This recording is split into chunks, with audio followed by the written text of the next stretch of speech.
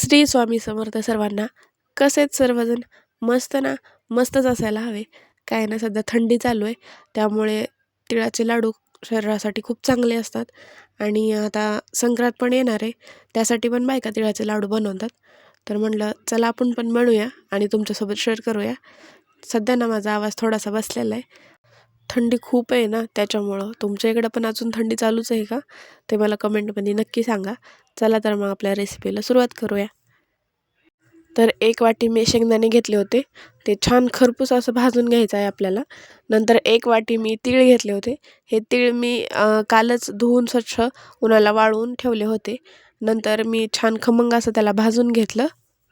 पहिले ना प्रत्येकाच्या घरामध्ये शेंगदाण्याचे, तिळाचे लाडू असायचे आणि आता ना तेवढं कोणी आता बनवत नाही. कारण सगळं पॅकेटमध्ये भेटायला लागले, दुकानातनं आणायचं आणि खायचं. घरी कोणीच आता बनवत नाही जास्त करून. चला तर मग बोलता बोलता आपले तीळ पण मस्त छान खमंग असे भाजून झालेले आहेत.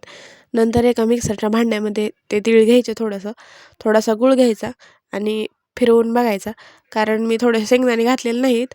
आधी हेच बघावं म्हणलं बारीक होते का नाही. कारण आधी गूळ घातलं ना की तीळ पण बारीक होत नाहीत, त्यामुळे मी शेंगदाणे घातलेच नाहीत. आधी तसंच फिरवून बघितलं आणि नंतर तीळ, गूळ आणि शेंगदाणे घालून नंतर डबल फिरवलं होतं.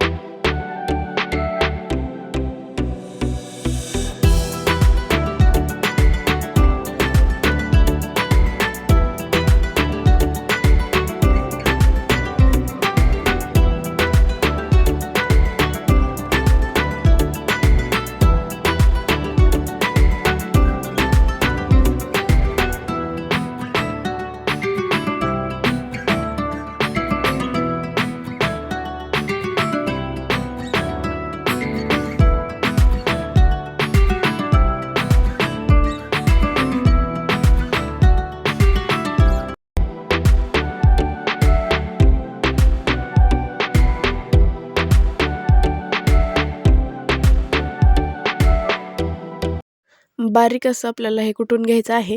नंतर ते मिक्स करून घ्यायचं, एकजीव करून घ्यायचं सगळं आणि छोटे छोटे छान असे लाडू बांधून घ्यायचे. टेस्टला ना इतके भारी लाडू झाले होते ना, खूपच भारी. तुम्हाला पण कसा वाटला व्हिडिओ हे नक्की कमेंटमध्ये सांगा. आवडला असेल व्हिडिओ लाईक करा, शेअर करा आणि चॅनलला आपल्या सबस्क्राईब करा. व्हिडिओ कुठून बघताय हे कमेंटमध्ये नक्की सांगत जावा. भेटूयात नेक्स्ट व्हिडिओमध्ये. बाय.